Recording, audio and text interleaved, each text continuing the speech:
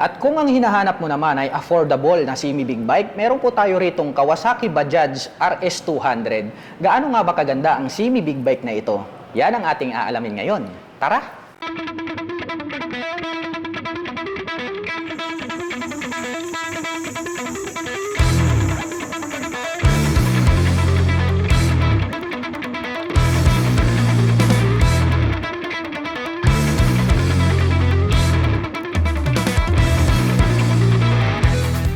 At para naman doon sa mga kababayan natin na naghahanap ng semi-big bike, no, pang beginner, meron po akong maire-recommend sa inyo. At ito talagang napakaganda, no, ng kanyang headlight display dahil para siyang robot. Well, lapitan natin. Ito pong kanyang nagsisilbing headlight na mga mata, kitang-kita naman natin, no, para siyang owl, parang si Bumblebee, no, talagang robot yung kanyang dating. Well, ang kagandahan niyan ay equip po siya ng dual projector lights. Well, napakaliwanag ng buga ng kanyang ilaw, no. Itong kanyang bag rito, no, silver color. Para sa akin, na-appreciate ko talaga siya. Para talaga siyang robotic yung kanyang pagkaka-design. Well, dito po sa bandang itaas, meron po siya ritong daytime running light. And then dito naman po sa bandang kaliwa, nandirito naman po yung kanyang turn signals. Well, LED na po yung kanyang ginagamit. And then napakaganda rin ng pagkakaroon niya rito ng deep lines dito sa gitna. Nagkaroon ng three-tone color combination. Meron po tayo ritong silver, matte black, and then parang glossy metallic na black itong kanyang facial cover. And then naka V-shape design naman po rito sa bandang harap, and then parang smoke type naman po yung ginamit nila rito sa kanyang visor sa harapan. Well, hindi po siya adjustable, naka built-in na yan.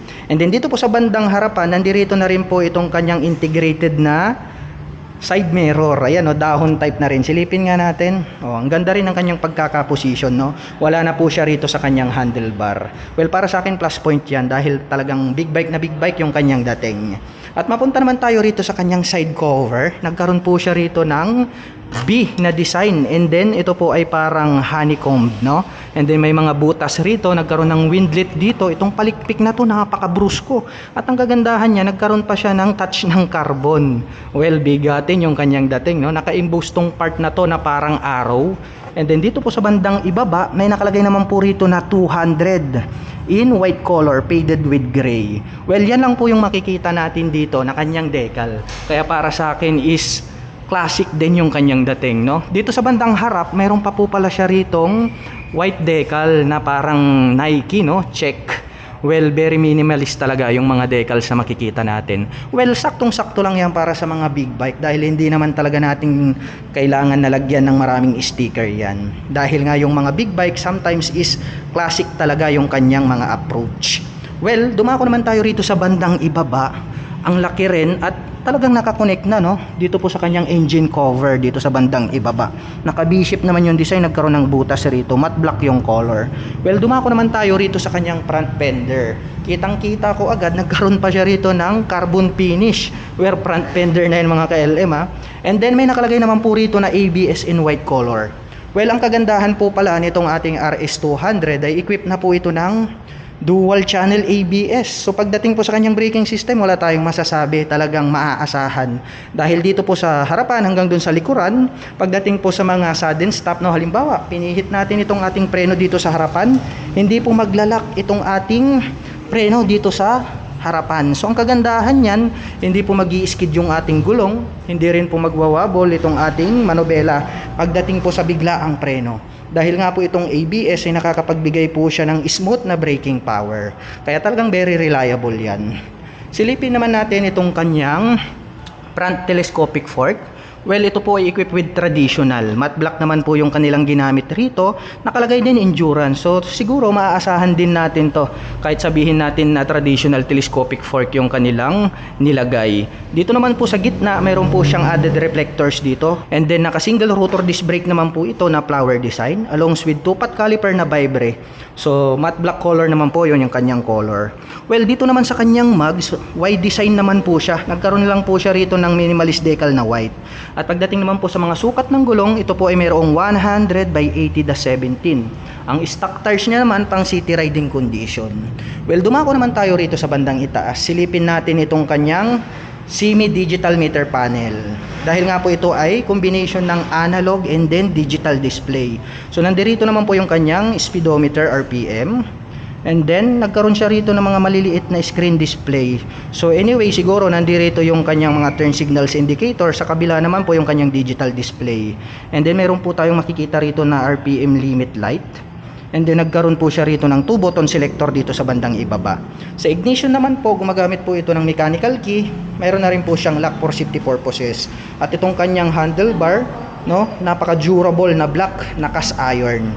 Sa mga buttons naman po rito sa kaliwa, nandito yung kanyang passing light, ang kanyang high beam and low beam, turn signal selector at ang kanyang horn. Nandito naman po itong kanyang clutch. Sa kabila, meron po siyang engine kill switch na pwede po natin gamitin or patayin ang engine pag nagkaroon po ng engine error or problem. At sa ibaba, ang kanyang electric starter at nandito naman po yung kanyang front brake. Well, pagdating naman po rito sa kanyang timeless fuel tank, masasabi ko napaka-pogi. Bakit? Kasi nga yung kanyang fuel tank cover nakadirekta dito po sa kanyang mga pairings hanggang dun sa harapan, hanggang rito po sa gitna at hanggang sa ibaba. Well, very attractive siya kasi nagkaroon po siya rito ng roser, napakalaki, no? Naka-emboss, gray color naman yan, so 3D emblem po siya magkabilaan. Ang ganda naman po nung pagkaka-finish nito, no? Para po siyang metallic silver. And then yung kanya naman pong fuel tip, oy, napakaganda rin, no? Very durable. So silver naman po yung kanyang color. Anyway, mga ka-LM, ito po pala ay mayroong fuel tank capacity na 13 liters. So imagine, napakalayo na po ng pwede nyong puntahan in just full tank. And then napansin ko lang, ang ganda ng pagkakaroon niya rito ng itong cover na to, no, napakalambot. So ito po nakakapagbigay naman po ito ng added comfortability. Kasi nga hindi siya matigas, hindi babangga yung inyo pong katawan dito sa kanyang fuel tank dahil meron po siya ritong absorber. And then dito naman po sa bandang ibaba, nagkaroon siya rito ng parang kaliskis ng dragon, para sa aking paningin. So ang ganda rin ng kanyang pagkaka-finish. Added points yan. Dito naman po sa bandang gitna, nagkaroon po siya rito ng honeycomb design. And then may nakalagay naman po rito na Kawasaki in white color na decal. At nandito naman po sa bandang ibaba, ito pong kanyang shifter. At ito po ay equipped with 6-speed manual transmission. Ganito naman po yung pagkakadesenyo nitong kanyang pillion step para naman po sa ating rider. Nagkaroon pa ng additional rito, no, na pointed. And then matte black naman po na cast iron itong kanyang brace. Yung kanya naman pong pagkakadesign ng makina, may nakalagay naman po rito na logo ng Bajaj. So silver color naman yan, glossy black yung kanyang engine cover, at matte black naman po itong kanyang sprocket cover. Ganon din yung color nitong kanyang chain cover. So mahaba rin. At ang kagandahan niyan, talagang nakadikit na, no? Included na rin po rito itong kanyang mudguard or yung tire hugger. At ang kagandahan niyan, kahit nandito na po siya sa loob, nagkaroon pa siya talaga, nilagyan pa talaga nila rito ng touch ng carbon. Kaya premium din yung kanyang datingan. Well, ang kanya naman po ritong pillion step para sa ating back rider. So, cast iron din po, matte black. Ganon din po itong kanyang brace rito. And then ito ka naman pong kanyang swing arm dito, napakakapal. And then ito po ay square type. Kaya masasabi natin durable din po siya. Well, dito naman po sa bandang itaas, nagkaroon naman po siya rito ng decal. So white naman po siya, along with dark gray. May nakalagay naman po rito na RS black color along with 200, which is yan naman po yung kanyang engine displacement. Sa baba, meron po siya ritong susian na kung saan ay pwede nating pagbuksan itong kanyang upuan. So meron naman po siya diyang napakaliit na compartment para lang naman po sa mga papers. At nandito naman po yung nagsisilbing kanyang grab bar, no? Nagkaroon ng butas rito na kung saan ay pwedeng hawakan ng ating mga angkas. Well, mapunta naman tayo rito sa kanyang upuan. Yan, no? Napaka-brusko nito, parang nagkaroon ng muscle, no?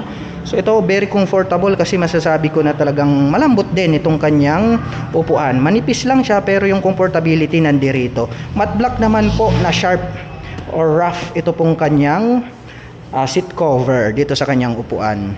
Well, silipin naman natin itong kanyang taillight. Yun, no, pointed din, no? So wala yung taillight niya rito. Nandirito po siya mismo sa kanyang rear fender. And then ang kagandahan niyan, very unique, no? Nagkaroon siya rito ng dalawang lining na red, which is yan naman po yung kanyang brake light. And then ang ganda ng pagkaka-design, para sa akin na very attractive yan. Dahil nga po yung kanyang shape is sumunod po siya rito sa kanyang rear fender. At nandito naman po yung kanyang turn signals. Well, LED na rin po yan. At ito pong kanyang rear fender, ito na rin po yung nagsisilbing kanyang plate holder. Mayroon na din po siyang plate light. Mayroon naman pong added reflector dito sa ibaba. Silipin naman natin itong kanyang single monoshock absorber. So nandito siya sa gitna. And then, red color naman po siya na glossy. Well, ang kagandahan niyan ha, adjustable po yan. At pagdating naman po rito sa kanyang rear braking system, equip po ito ng single rotor disc brake, naka-flower design naman, along with single pot caliper na vibre. So matte black yung color. And then gaya ng sabi ko, same lang din po sila, naka-ABS sa harap, naka-ABS sa likod. Kaya talagang maaasahan natin pagdating sa mga sudden stop. At pagdating naman po sa sukat ng mga gulong dito sa likuran, ito po ay mayroong 130 by 70/17. So makapal na rin yung kanyang gulong, no, para sa isang semi big bike. Well, ito naman pong kanyang stock pipe, tanaw na tanaw natin rito. Simpleng-simple lang naman, no? Glossy naman po itong kanyang head protection guard. At nandirito naman po itong ating rear brake. Well, dito naman po sa pagkakadesign ng engine, dito po sa right side corner, may nakalagay naman po rito na DTSI Triple Spark. So bakit nga ba siya tinawag na Triple Spark?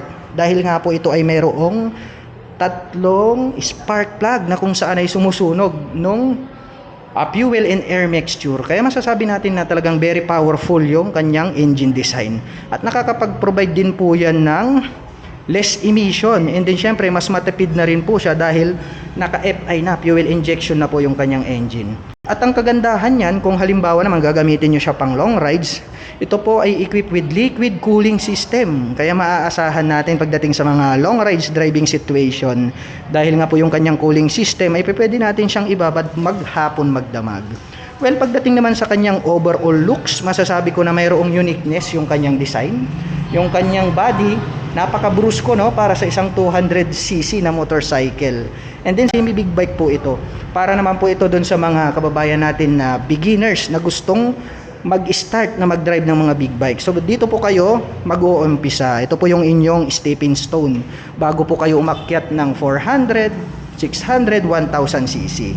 At ang atin pong Kawasaki Bajaj RS200 ay meron pong 157mm na seat height. Ngayon naman ay susubukan nating sakyan para makita natin kung gaano nga ba ito kataas. By the way, mga KLM, my height is just around 5'6". So masasabi ko, very comfortable ito para sa mga 5'6" in height. Tiptoe tayo, kunting-kunti lang naman. At pagdating naman po sa kanyang engine specifications, ang ating Rouser RS ay meron pong 199.5 cubic centimeter engine displacement, naka 4-stroke single overhead cam, at nakakapag-provide naman po ito ng 24.15 HP at 9,750 RPM, habang nakakapagbigay naman po ito ng maximum torque na 18.6 Nm at 8,000 RPM, at may bigat naman po itong 166 kilograms. At ang presyo po ng ating Rouser RS200 ABS ay nagkakahalaga po ng 151,500 pesos. Yan po yung kanyang SRP cash price. Included na po dyan yung 3 years registration. At para naman po sa mga kukuha ng hulugan, kailangan mo pong mag-down payment ng 18,800 pesos. At pagdating naman po sa kanyang monthly installment, ito po ay mayroong 7,223 pesos sa loob ng 3 taon. At para naman po sa mga kababayan natin na nakapanood ng video na ito at interesadong maglabas ng kanilang Kawasaki Bajaj RS200 ay maaari nyo po silang puntahan at bisitahin dito po sa Kawasaki 3S Shop, Dagupan City, Pangasinan. At para naman po sa mga kababayan natin na nais magpunta rito, ang kanila pong operation time is starting 8:30 AM until 5:30 PM from Monday to Saturday.